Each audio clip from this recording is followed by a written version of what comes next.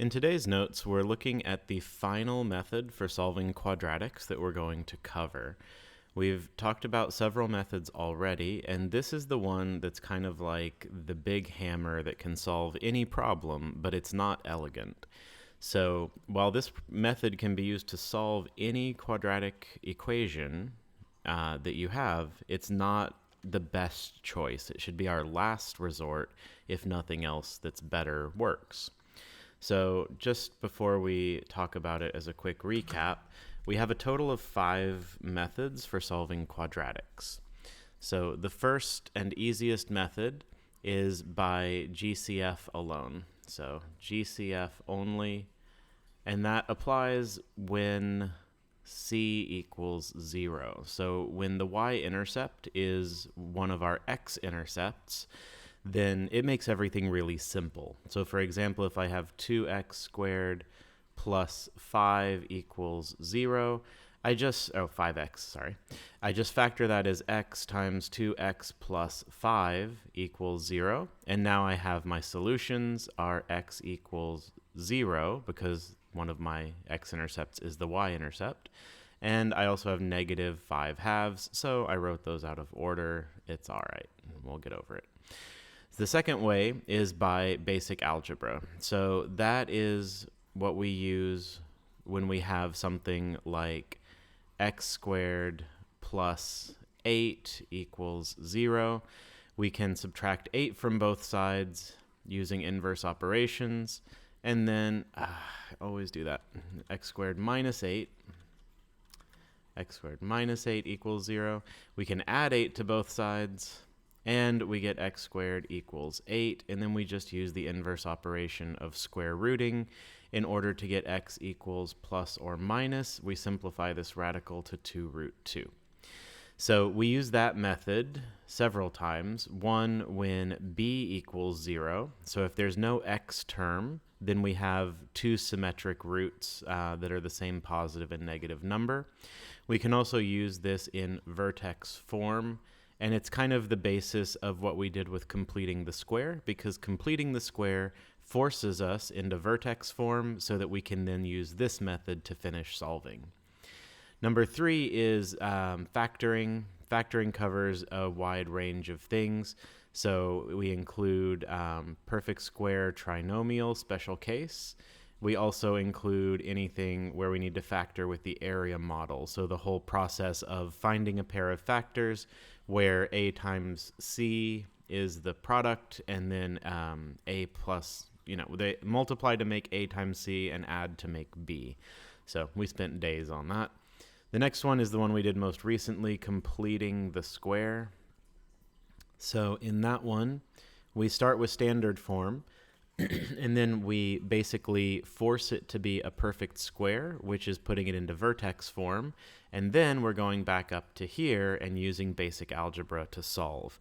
So we're kind of taking something that isn't factorable, or may be factorable, and we're forcing it into an easier state so that we can use more basic tools to solve it.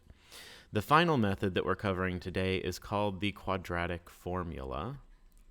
And the quadratic formula you can come up with it by completing the square. So I'm not going to go through the whole derivation in this video because it'll get long. But basically, if you take ax squared plus bx plus c equals 0, and you follow all of the steps of completing the square. So for example, subtract c, divide by a, then divide the middle term by 2 and square it, and add that to both sides. If you follow through all of those steps, you end up with this lovely looking thing right here that says negative b plus or minus the square root of b squared minus 4ac all over 2a.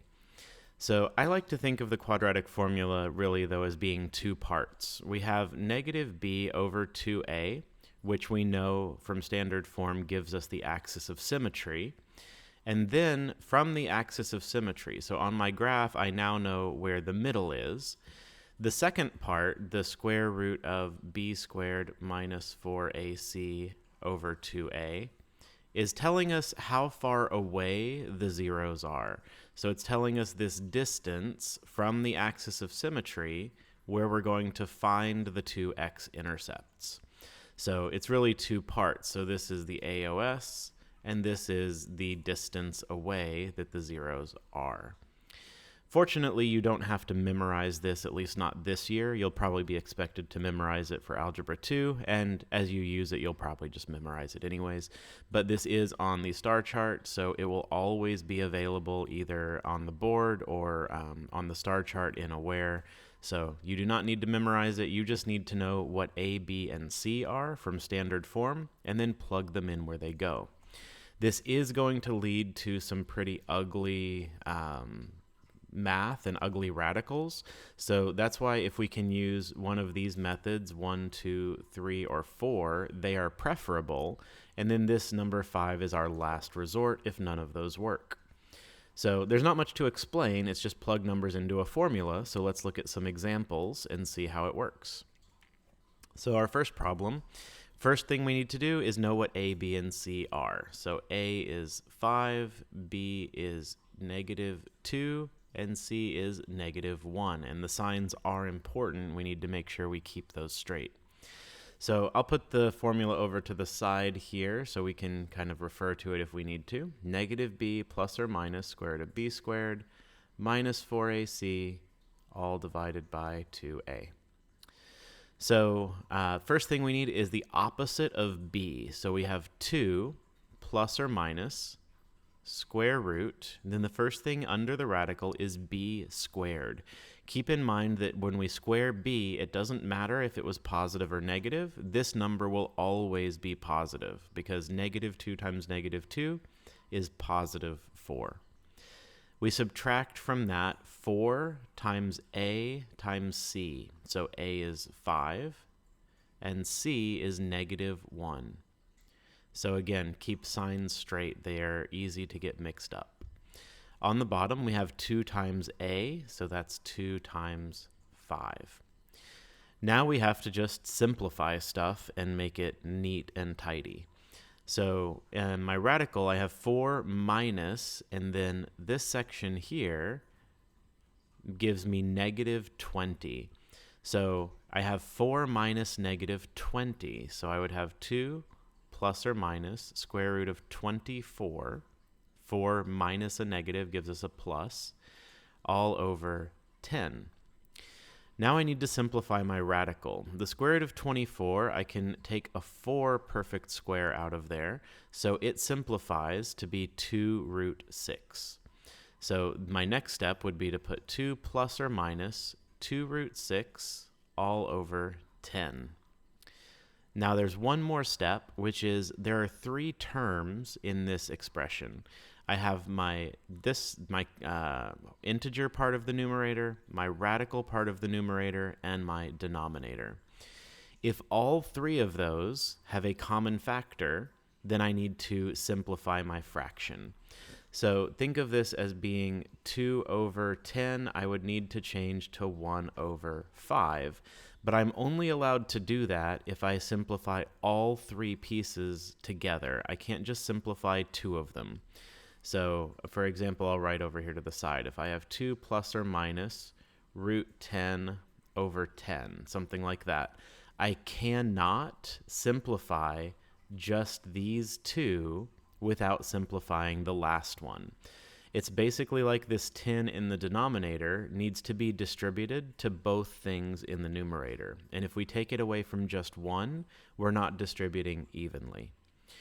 In the case of our first problem, all of these are divisible by 2. So I'm going to simplify my fraction or reduce it to 1 plus or minus root 6. That's 1 root 6. We don't need to write 1 in front of it, all over 5. So that's the answer that I get from the quadratic formula. I could also come up with that by completing the square, but it will be a lot uglier. So this is a case where a is not equal to 1. So that's where we said using completing the square isn't really worth it, and you should just use this method instead because it's less work and it's a lot neater as far as getting from the start to the end. So this is our answer for this one. Let's do a few more. So this one, A is 2, B is -9, C is -5. So to plug into the formula, we have -b, that's 9, plus or minus the square root of b squared, that's 81, minus 4 times a times c. So I'm going to go ahead and just do that all at once. 4 times 2 times negative 5 is negative 40. And then on the bottom, we get 2 times a, which is 4. So on the first problem, notice how I wrote out every bit in parentheses. You can definitely do that, but you can also do some shortcuts like what I did here and combine things as you go.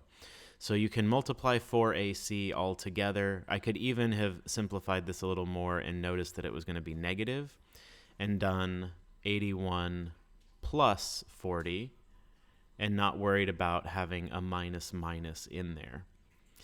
And likewise on bottom, I did 2a and just combined that and didn't write 2 times 2. I just wrote 4 instead. Okay, next step is to simplify our radical. So we have 9 plus or minus root 121 over 4. So you may notice that root 121 is a perfect square. So it's made of 11 times 11. So we can change this to 9 plus or minus 11 over 4. Now what this means, since we ended up getting rid of our radical, just like we said in completing the square, this means we could have solved this by factoring, and we probably should have. It would have been a more efficient way that didn't have such messy numbers to keep track of. So we didn't do it that way, we did it this way. So now we need to branch this into two solutions. We have 9 plus 11 over 4, that's 20 over 4. And we have 9 minus 11 over 4, that's negative 2 over 4. So my first solution is 5. My second solution is negative 1/2. Negative 1/2. So just like we did in completing the square, we're going to write our answer, or any of these topics, we're going to write our answers in set notation. So we're going to put x is equal to curly bracket, and then smallest one first, negative 1/2, and then the bigger one, 5, and that's how we'd write our answer. So yeah, this could have been factored and that would have been a better choice, but we can still get to the answer with the quadratic formula. There's just a lot more chances for small math mistakes and making errors with signs and stuff like that. The third one, we need to get everything to one side. So we need to make this 4x squared minus 3x minus 1 equals 0 so that we can identify our a, b, and c as 4, negative 3, and negative 1. Now we're going to plug things into the formula. Negative b is 3, plus or minus the square root of b squared is 9, minus 4ac. So 4ac is 4 times 4 times negative 1. So minus negative 16 is going to be plus 16. I can already see that I'm going to get square root of 25, meaning I should not have solved this by quadratic formula. I should have used factoring because this is a perfect square and there won't be any radicals in my answer. And then we have divided by 8 because that's 2 times a. So now we're going to simplify the square root of 25. We're going to make this 3 plus or minus 5 divided by 8. Since there's no radical, we need to branch this into the two versions of it. So 3 plus 5 is 8 over 8. 3 minus 5 is negative 2 over 8.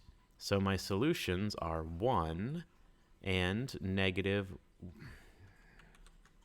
1 over 4. So we'll write our answers as x equals in set notation.